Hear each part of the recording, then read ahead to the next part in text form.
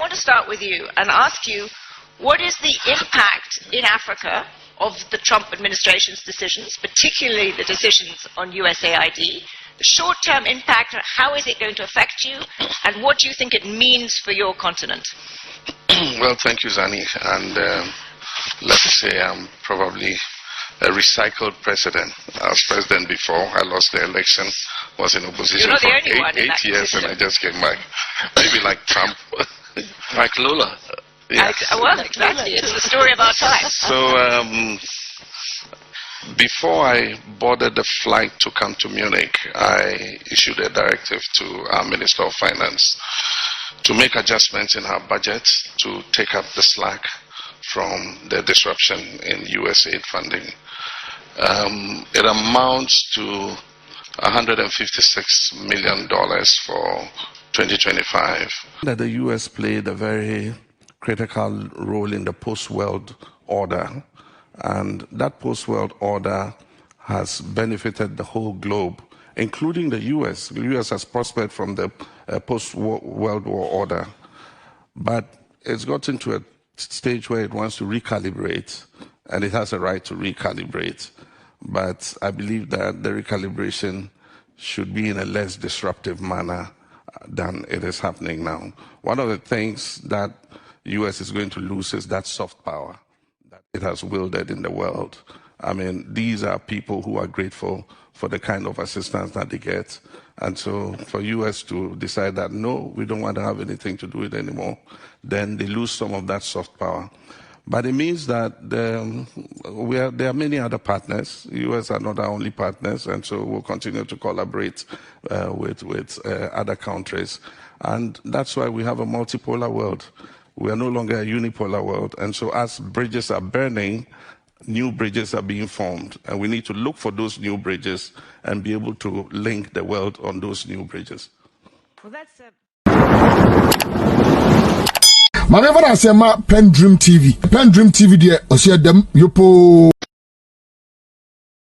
State Secretary in the Ministry for Economic Development in Germany, and Jochen will open this and then, of course, hand over to Zani, who is one of the most brilliant and most experienced and most well-known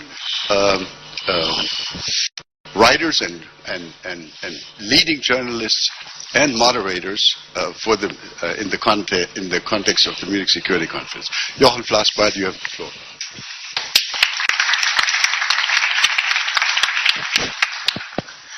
Thank you, Wolfgang.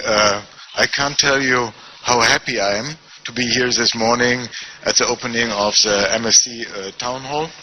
And it's definitely needed, this format, definitely in these turbulent times. And our presence here at the Ministry for Economic Cooperation and Development clearly indicates that we are committed to the MSC journey. Last year we created, as Ministry, the Hamburg Sustainability Conference, HSC. Some doubted whether this would start a competition between the north of Germany and the south. By no means. It's complementary, and our presence here, Wolfgang, clearly indicates how strict we are on the side of the MSC and how much we support the full integration of a broader security approach than the military. Burning bridges, they are burning. Still we have to rebuild them also what they are burning. And I'm the German coordinator for the civil operation with Ukraine for the reconstruction and recovery. What I constantly say, even if the Russians destroy the bridges each and every time, we need to rebuild them because there is no other option than to signal to the Ukrainians that we are there, that we are present. Now, on a global perspective, the bridges are burning. We are far behind on our 2030 agenda. Fighting hunger. I'm waiting for initiative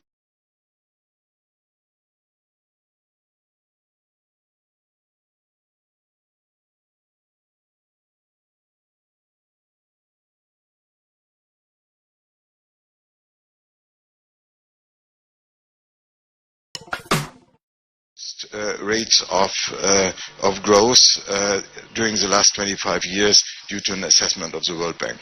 So there is a need to speed up. There is a need to reforms. We did it at the World Bank with the World Bank reform and also addressing the MDB as a system. I think it is now time also to restart new and fresh reforms on the UN level. Wolfgang, you were speaking about the decisions in the US. Many UN institutions will be affected by that, and we will not have the luxury to double or triple in parallel activities inside the UN system. So there is a need to sit together, to work together, to discuss, which will happen in a second. There is a proof. There are two proofs, I would say, during this year. One is the Finance for Development Summit in Spain, and the second one is the 30th climate COP, the 10th anniversary of the Paris Agreement, and again, under highest pressure.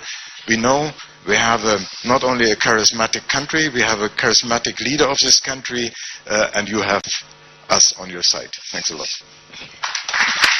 Thank you. Thank you, Jochen. Thank you, Wolfgang. I'm delighted to be here to start to moderate this opening conversation, which I do think has an apt title, certainly the beginning of it, Building or Burning Bridges.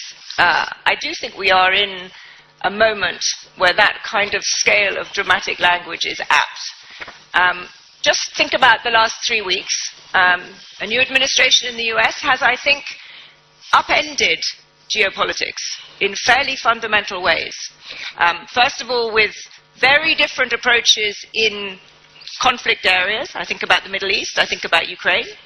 Secondly, about very different ideas of what the global trading system should look like and use of tariffs. And thirdly, as you mentioned, Wolfgang, with the shuttering of USAID and a fundamental, it seems, different approach to foreign assistance. So I think in the short term, we've had a big shake-up. And I think that is something we should discuss. And we should then discuss what are the risks from this, but also what are the opportunities. What is the right way to respond to this fairly dramatic shaking up of the status quo? And to do that, we have a fantastic group of people, and I will briefly introduce President John Dramani Mahama, the newly elected, newly inaugurated President of Ghana. Congratulations, Mr. President. In front of me, behind you, on this side of the town hall, is Rebecca Greenspan, Secretary General of the United Nations Trade and Development Organization in Geneva, one of the bastions of the UN. Very nice to see you. And here, a man who needs no introduction to many of you, Celso Amorim, now Chief Advisor to the President, former Minister of Foreign Affairs of Brazil. Very nice to see you. And when he gets through security, we will be joined by José Manuel Álvarez Bueno, who is the Foreign Minister of Spain. So we have very interesting and different perspectives. And I think we should start our conversation on the short term, and then we can move to the longer term. So, Mr. President, I want to start with you and ask you, what is the impact in Africa of the Trump administration's decisions, particularly the decisions on USAID? The short-term impact, how is it going to affect you, and what do you think it means for your continent? Well, thank you, Zani. And let me say I'm probably a recycled president. I was president before. I lost the election, was in opposition for eight years, and I just came back. Maybe like Trump. Like Lula. Yeah. Well, exactly. It's the story of our time. So, before I boarded the flight to come to Munich, I issued a directive to our Minister of Finance to make adjustments in our budget to take up the slack from the disruption in USAID funding. It amounts to $156 million for 2025. In our local currency, that's a bit above 2 billion cedis. It goes into 4 main areas: governance and democracy, healthcare, economic growth, and the fourth one is education. Now, the most critical is health, because it goes into maternity. PEPFAR activities that includes HIV testing and provision of antiretrovirals and all that, and other support in the health care space. And that amounts to, the biggest chunk of it is about $78 billion or so. And so we're going to make adjustments in the budget. Happily, when we have elections, we don't present the budget until the new government takes over. And so we're supposed to present the budget in March. So it's possible for us to make provision to cover what the shortfall in U.S. assistance is going to be. I believe that it's adversity and opportunity. It must teach Africa to become more self-reliant. This goes to help the most vulnerable in our society. And so in making those adjustments, we must learn how to take care of our vulnerable and make sure that they're able to be included in the growth that is taking place. I think that the U.S. played a very critical role in the post-world order, and that post-world order has benefited the whole globe, including the U.S. The U.S. has prospered from the post-World War order, but it's gotten to a stage where it wants to recalibrate, and it has a right to recalibrate. But I believe that the recalibration should be in a less disruptive manner than it is happening now. One of the things that the U.S. is going to lose is that soft power that it has wielded in the world. I mean, these are people who are grateful for the kind of assistance that they get. And so for U.S. to decide that, no, we don't want to have anything to do with it anymore, then they lose some of that soft power. But it means that there are many other partners. U.S. are not our only partners, and so we'll continue to collaborate with other countries. And that's why we have a multipolar world. We are no longer a unipolar world. And so as bridges are burning, new bridges are being formed, and we need to look for those new bridges and be able to link the world on those new bridges.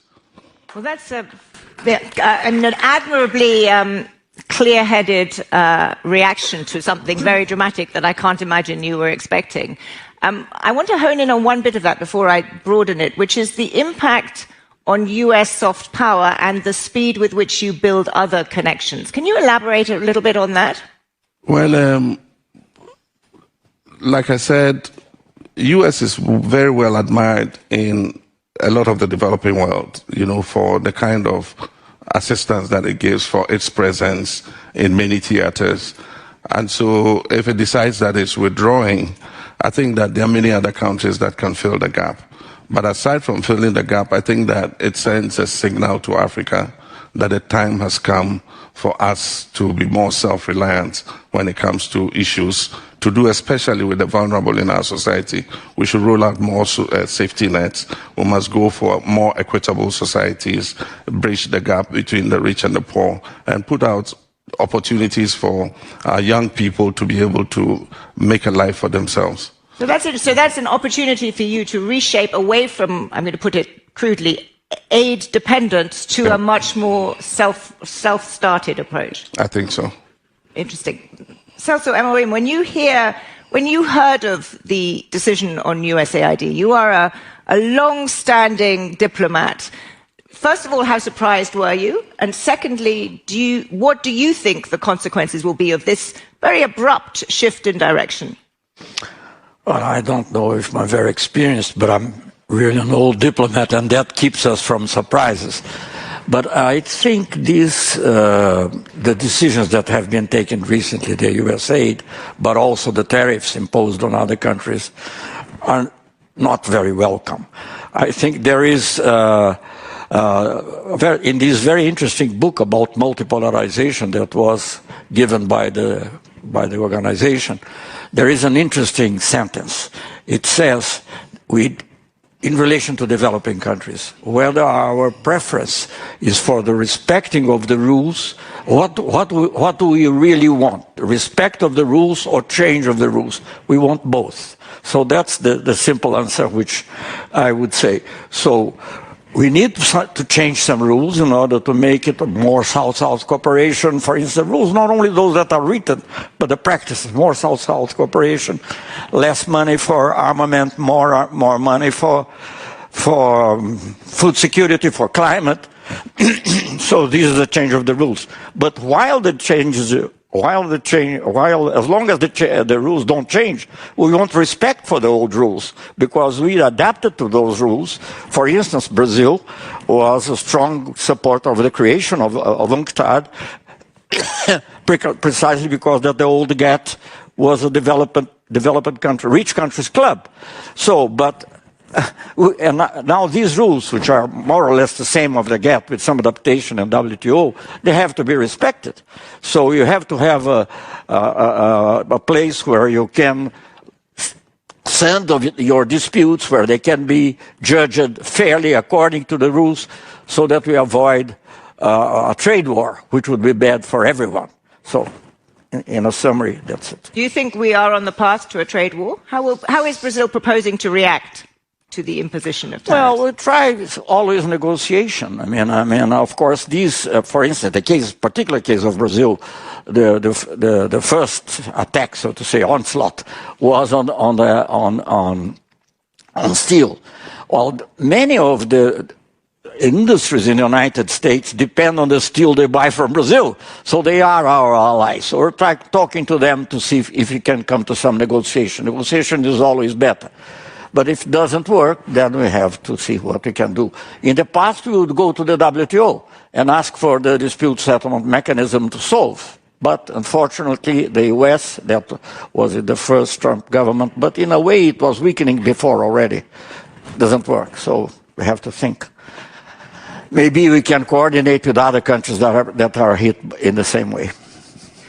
So, Rebecca, this system seems to be under, I think it's more than just attack, actually. I don't have to be diplomatic like Wolfgang does. I mean, it seems to me that this old system is dead. And the world that UNCTAD was there to police has been radically shaken up and probably is not coming back. How do you then react to that? Well, two reactions first. We were not happy with the system. But as Celso says, we wanted the rules to be respected, because it's worse to not have a system than to have a system that you want to change. We have a system that we want to change, but not having a system is worse for everybody. So this is my first reaction. So there were things that needed to change, and I think that we have to recognize that part of the discontent comes from reality. People are not happy. So something has to change in terms of the global economy to be more inclusive. Now, let me just cool a little bit the funeral that you have proposed. I'm provoking you to have a discussion.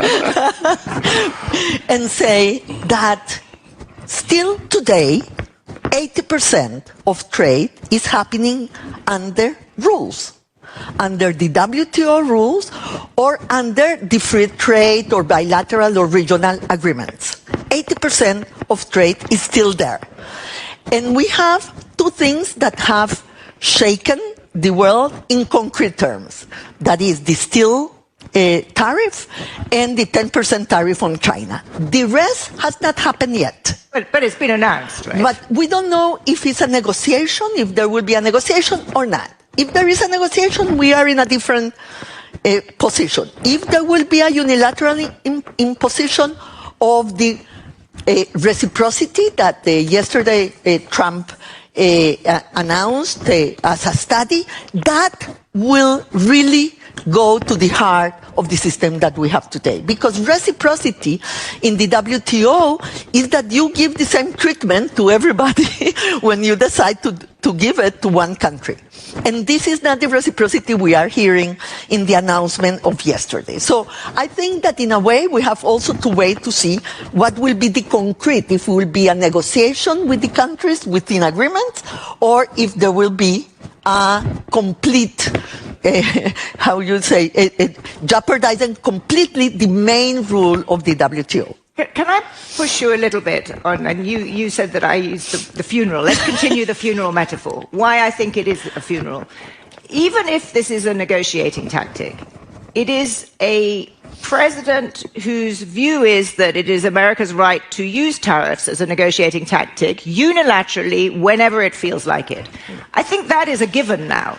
Whether or not he wants to move to a more tariff system-wide approach, the notion that the tariffs are a negotiating tactic unilaterally is not what the multilateral system is based on. That's fair. But let me say that also trade has what you are saying is true. We don't like it. It's not that I like it. So I prefer the second worst than the first worst. Because it will be different for the developing countries. It will be different for the world. But let me say that also the structure of trade has changed. 30% of trade today is South-South. 30%. Yes? 40% is North-South, South-North. Okay? And 30% is North-North. So there will be a 30% that will be very affected, but there is the South-South trade that has been the really growing part of trade in the last 2 decades. Yes? For the first time, South-South trade is so important. And if we think about the opportunities there, and I go to what the president said, the African Free Trade Area, for example, can add to the trade in Africa $3.4 trillion. Yes? And that depends on Africa. It doesn't depend on the US. You know, so the self-reliance of Africa is not only aid, it's also economic growth. You know, most of the population, young population, will be in Africa. They have a huge opportunity, and it will change the structure of the global economy. That's my point. That's a really interesting point. And Mr. President, I'll turn to that because we spoke about it in the context of aid and you mentioned it in trade. Let's talk about what this, and to use the phrase here, multipolarization, what is the new system that you would want to create both for trade and aid, assuming that the US is doing what it's doing? What is everyone else going to need to do now? Well, self-reliance is not only at the national level, but on the continental level. And there's good news coming out of Africa, like she said.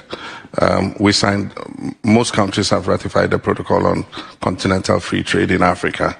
And that trade is beginning to grow steadily. We're able to export tariff-free into our countries. Of course, there are obstacles because our trade channels have been the colonial trade channels between us and Europe and not amongst ourselves. So one of the things we need to deal with first is how we develop the infrastructure to be able to exchange goods amongst ourselves. Already, most countries are allowing free movement of people. And so if we have free movement of goods and services across the continent, I think that it will fill a huge gap in South-South trade, and that will benefit all our countries.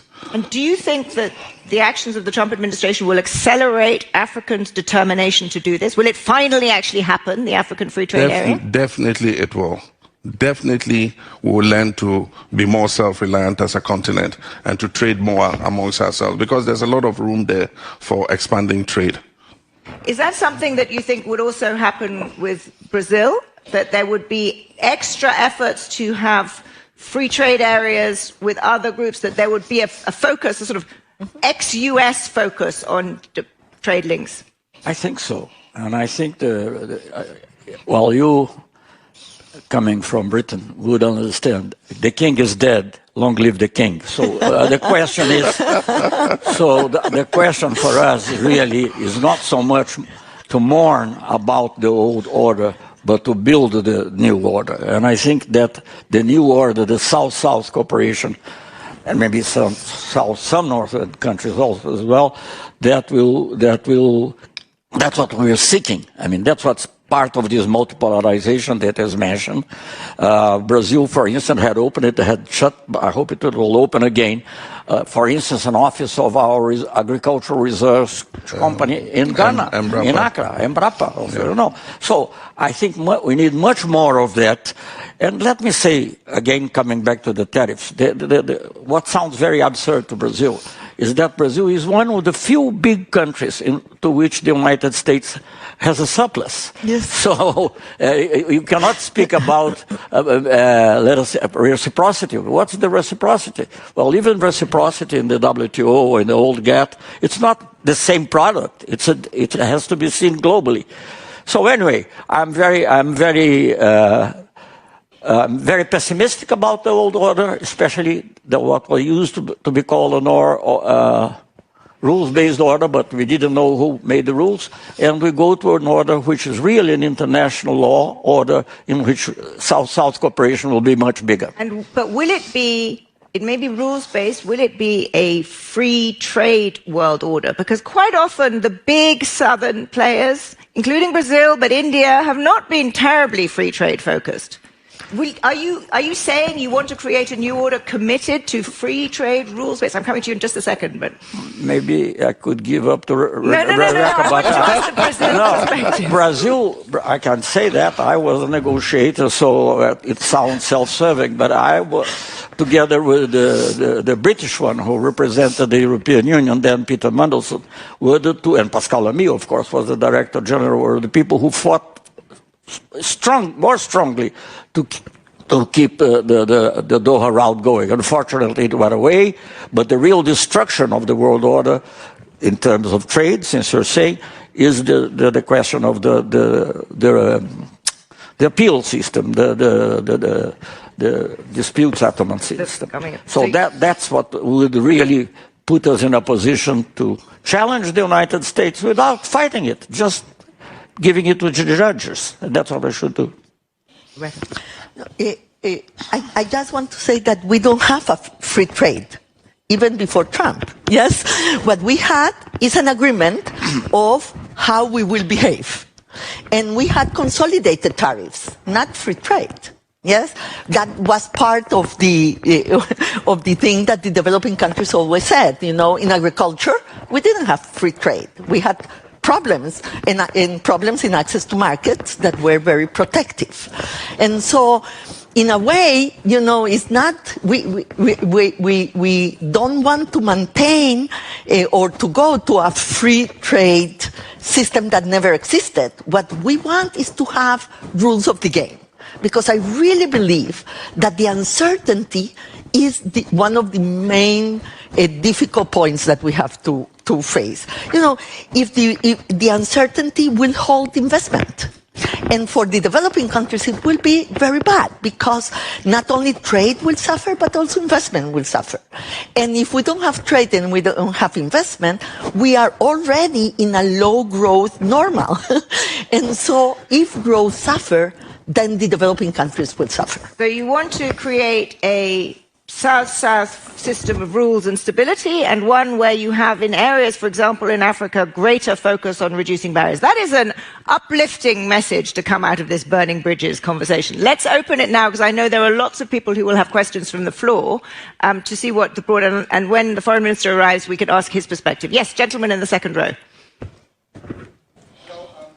Could you just wait for the microphone, I think, so that people can hear you I can't hear anything. You hear? Hello. Go ahead. Can you hear me? Yes. I'm Ricardo de la Coleta. I'm a journalist for the Brazilian newspaper Folha de São Paulo. I have a question to the President of Ghana. You mentioned that one of the consequences of the closure of USAID and the reduction of aid from the US might be a reduction of the US soft power. I'd like to ask if you see any international player today, I'm referring to China, willing to fill this gap, being more interest, for example, to increase its aid and therefore build its influence through international cooperation. Thank you. Our cooperation with different segments of the world are specialized. And so with the US, it's been in governance, it's been in education, healthcare, and all that. Our cooperation with China is more in infrastructure and investments. And so building that road, building that railway. Our cooperation with India is in agriculture and agribusiness. With Brazil is with supply of agricultural equipment and machinery. And so we have multifaceted international cooperation with different parts of the world. And so when I say U.S. soft power, it's because USAID is very visible in Ghana. And the programs it runs, are programs that project U.S. as a caring nation. And so if we're able to close that gap and shut that out, we'll still have cooperation with different countries. Maybe some European nations might decide to step in and say, look, we're prepared to fill this gap. It's not too large. $156 million really is not a huge pot of money, but it buys U.S. a lot of, recognition for the work that it does. But we are prepared to fill that gap. And like I said, it must teach us to be more reliant. I believe that leadership counts. African nations must show leadership. I must say that we also have responsibility as leaders of African countries to show that we can be less wasteful in how we spend our money, and we should be able to make those adjustments. Just looking at the budget, there are many places that we can cut where we wasted resources before, that we can bring into areas that are of more priority than they have. So there's a responsibility on us to also make the kind of adjustments that help to fill gaps like that. Can I just follow up on that very good question and ask whether you would be willing to have assistance from China in these kind of soft power areas, education, health, where it would be Chinese stickers that said instead of AID, and the soft power impact would be Chinese? Well, I haven't seen China invest in those areas in many parts of Africa. I don't know if it's a policy they would decide to adopt, but for now, they might fail up at the multilateral level. If US decided to cut assistance to some of the UN organizations that are doing critical work in Africa, powers like China, India, and others might say, look, we're going to fill up to those gaps, but I don't see them going in individual countries into those particular areas. Thank you. There was a question here. Thank you very much. First, congratulations to our newly minted president of Ghana, and thank you for the things you said. I think that a reliant Africa is really what the world awaits. And so you exemplifying it by the way you have responded to what people think would be calamitous for Africa simply because the US decides to retreat is my way that I want to see African leaders take the stage on what's going on with geopolitics. Now, Zani, I love you. I like that you said it exactly as it is. The multilateral order we have now is dead. It is dead. It was dying, but we refused to acknowledge that. And while all the people outside of the supposed rules-based world were complaining, nobody was listening. There was basically a denial of the reality. Now we're forced to confront it. And I think that what's important is for us to agree that this is a moment for a design of what would enable us enjoy the collaborations and the cooperations that we know really helped the global prosperity that we saw for many decades, even this last century. There is an opportunity for a multilateral system, but it has to be a different kind of multilateral system. Well, Trump is forcing it on us to have that debate, and it has started here. That's why I love town halls. Thank you very much, and welcome, Minister. I feel a little bad putting you on the spot like this, because you may not even have heard this wonderful intervention, but we've been talking about the impact of the shuttering of USAID. We've been talking about the tariff approach that the Trump administration has been taking. We've been talking, as the title of this session suggests, whether we're building or burning bridges. So I'm going to, this great question here I'm going to put to you, which is the multilateral order dead? First of all, sorry for being late. The fog over Munich has delayed. Not at all. Not at all. It's existential that we keep it as alive as possible. First of all, because cooperation is always much more powerful than confrontation. Secondly, because we have a world that is more diverse than ever, which is very good. And of course, what we keep calling emerging countries that have emerged a long time ago, they're asking just their right place at the table. And thirdly, because there are global existential issues. Climate emergency is the most evident ones, but development, now that we are going to the Finance for Development UN conference in Sevilla in June, in a few months, or how channeling correctly migration movements can only have a global approach. Therefore, what we have and what's needed is to reform the multilateral system, to make it more inclusive and to make it more effective. But we need it more than ever. But we were discussing, and it is unfair on you to bring you into conversations that you were not part of, but we were discussing this, and the President made the point that this was a moment of opportunity for Africa to essentially focus more on itself and to use the opportunity of the shuttering of USAID to really look at what was essential and what was not essential, to focus on African trade.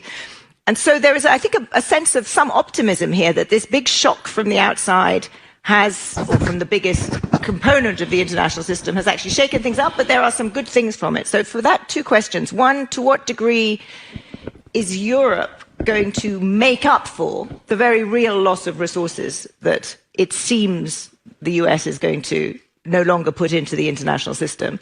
And two, how actively will Europe push for thinking about a trading system that is a rules-based trading system when currently the current one is being blown up, basically?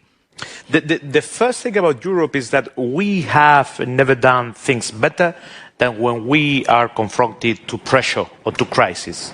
It's almost the European method. We have given the best of ourselves when we realize that we have to do a leap forward together and united. We know well Africa, they are our neighbors. For Spain, Western Sub-Saharan Africa are really our neighbors. And we realize that most of the challenges that we have as European societies, we can only tackle them if we do it jointly with Africa. We are already the first one in development aid in the world. The European Union, the Commission, plus the development aid of bilaterally of each member state. Spain has tripled in the last 3 years their development cooperation programs with Africa. And we are really adamant, we really believe in African integration. It's the right path. As European integration was the right path for development and for stability for ourselves. That's why we have a high-level dialogue with the African Union and with other regional integration African organizations. Spain has a very deep one with ECOWAS.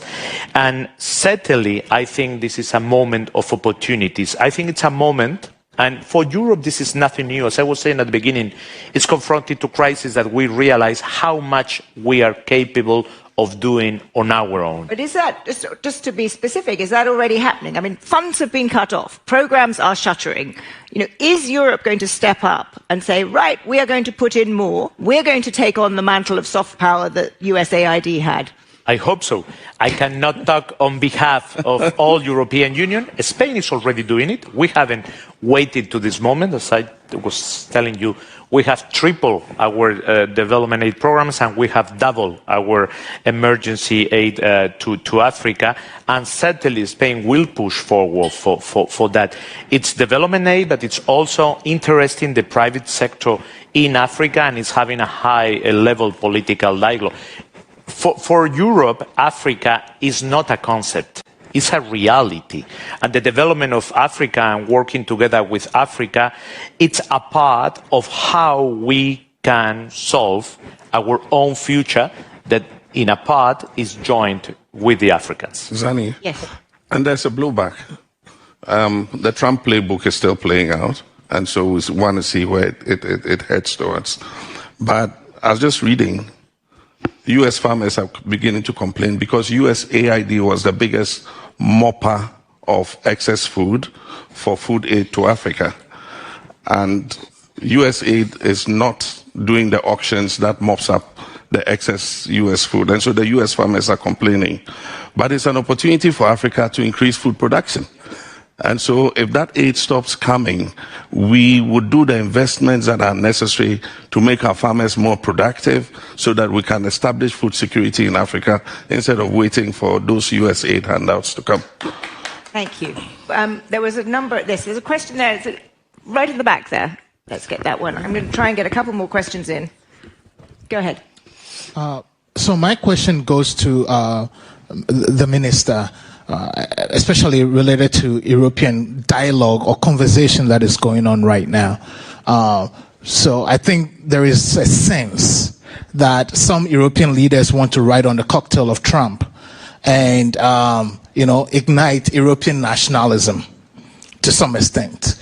So I wanted to ask, is there a way in which the EU and Spain you are willing to stand up for a world order in which global thinking it's married with a sense of national security, but at the same time there is that core link over there, or are we likely to see an Europe that increasingly becomes inward looking? Selfish nationalism is the opposite of European values. Europe was built to avoid war on European soil and to fight against that selfish nationalism that was opposed to the selfish nationalism of your neighbor. So Europe can only exist as an open society. If we change that, we are changing Europe. And that means that tolerance, pluralism, diversity, democracy, or democratic values at the end is the essence of Europe. I'm not naive. I'm very well aware that in every European society, in mine as well, in Spain, far right-wing political parties and forces are growing. And they are proposing something that is completely opposite to what has given us the longest decades of stability, prosperity, peace in Europe, and that is very much linked to open society. And that has a translation to how we relate to the outside world. For European Union, because we are an open society, nothing more normal than belief in free trade. In multilateralism, European Union is a multilateralist creation, to believe in United Nations and in the United Nations Charter, and to believe that peaceful relations with others, cooperation, it's always, as I was saying, stronger than confrontation. And there is something paradoxical. All these far right-wing political forces, they claim that they are very nationalistic, but they are all the time receiving foreign interference and foreign influence. And I'm very clear to the Spanish people always and to the Europeans, this goes against their own interest. Because if we defeat the open society that we are, if we defeat tolerance, pluralism, democracy, we are not only defeating philosophical ideas or beautiful values. That's the very basis of how we behave and what is the engine of our prosperity and our stability here in Europe, and how we can promote prosperity and stability in the rest of the world. Thank you. Gentleman here, front row. Thank you.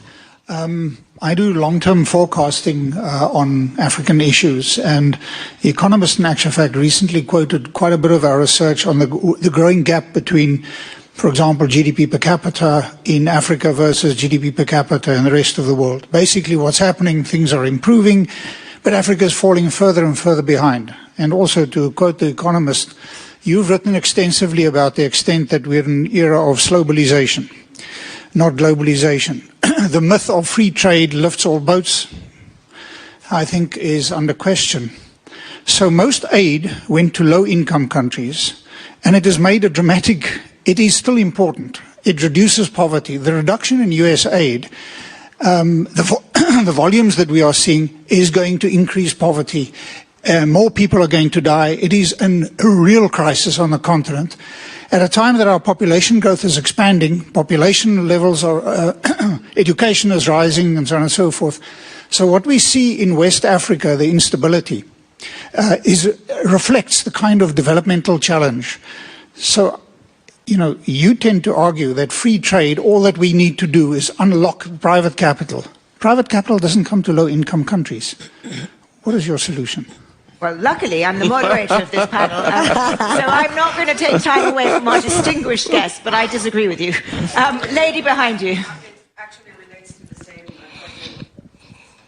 Hi, I'm Shir Fine-Grossman, CEO of Israel-Africa Relations Institute, a new think tank. And I wanted to ask about the increasing role of private sectors. I think there is a massive opportunity now with what's happening to incentivize them. So how are you and other African nations intend to do that? That's one for you. Yeah, okay. The drivers of poverty do not only have to do with capital and trade, but we shouldn't forget the issue of climate change. A lot of what is happening in the Sahel that is affecting people's livelihoods is climate change. Unfortunately, Africa is facing the most adverse impact of it, even though it contributed the least to it. And so the Lake Chad has shrunk to 20 times smaller than it used to be. All the families that depended on the Lake Chad for their livelihoods have become displaced, and they're migrating southwards into the coastal countries. That is leading to clashes between herders and agriculturists. It's a more complex situation than just being able to trade and where capital comes from. But I believe that we must build resilience, and that's where the private sector comes in. We before had believed in state-led development. I think that increasingly the African private sector is leapfrogging with the new technologies, with digitalization and all that. And we must open that space for them to be able to drive economic progress. And so you're right. So I know there are more questions, but we are running out of time. And I wanted to give one last chance for our panelists to leave you with a concluding thought, because I think this has been really interesting. It's been a panel that has acknowledged the scale of the shock, but really you've laid out opportunities that can be grabbed from it. So could you just leave with perhaps a minute each, our audience, both the live stream audience here, with what you hope to see in, let's say, the coming year that would show that this is going to be a moment where opportunity is grasped rather than that we all throw our hands in the air. And maybe, Rebecca, I'll start with you. Yeah, can I say 4 tweets? Tweets? Well, it depends how many characters they are, but yes, okay. My first tweet is that private sector will go to Africa if the multilateral development banks do what they have to do. It wouldn't come alone. They will need to crowd in private capital for private capital to go to the developing countries. If not, it won't happen. When you try only for the private sector to go alone, is very little money. So if you want to scale up, you have to take risk. Multilateral development banks have to come in. Second, you have to have a system for debt restructuring, because debt is a real problem, and it's a problem for development. And my third point is that you need a trade system that is able to have the flexibilities that the world needs today. So instead of throwing the rules down the drain, we need to reform the trade system too. That's 3 tweets. So give me one thing that you expect or would like in the next year that would signal we're going in the right direction. I would like FFD4, the Financing for Development conference, for Europe really to come together to help us in the final consensus that we need for FFD4, building on the Pact of the Future. Thank you. Sasa Amorim. Yes, thank you. Well, first of all, I agree almost entirely what Rebecca said. I'm not so confident on the finance for development, but I won't explain why. I think Europe is a story of free trade inside, but not necessarily a free trade outside.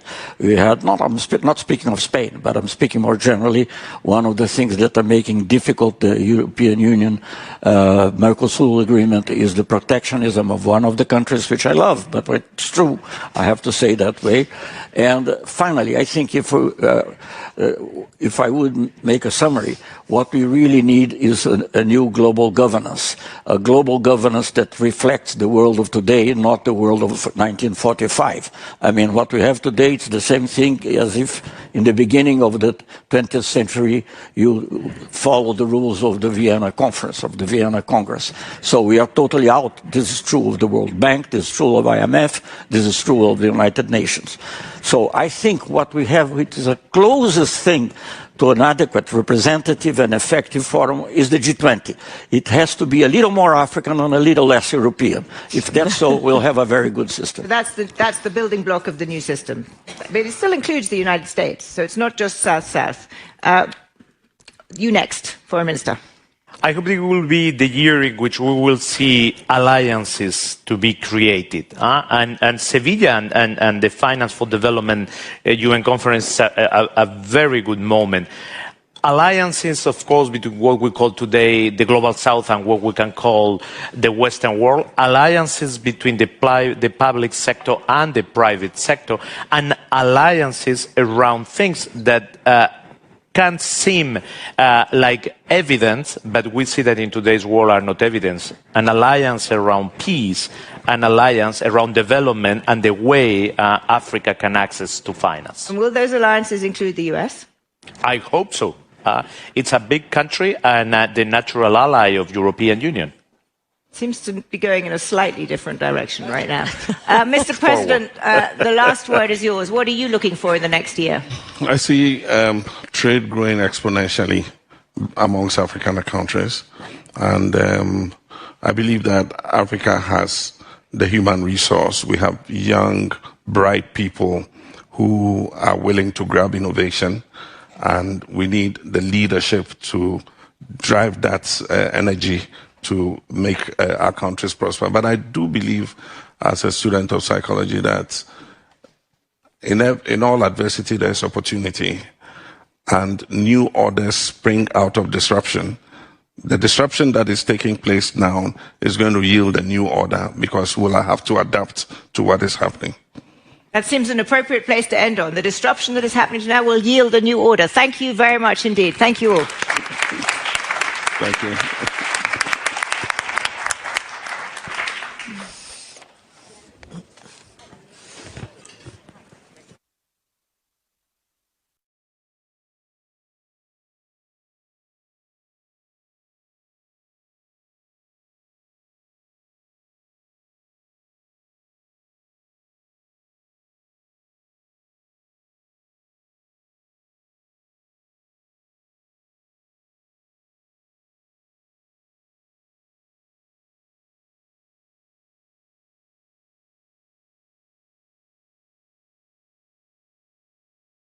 Dedi kama mamena PENDREAM TV ase.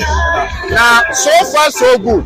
Say open online portal e wo Ghana. Nipa share, nipa follow, nipa comment here.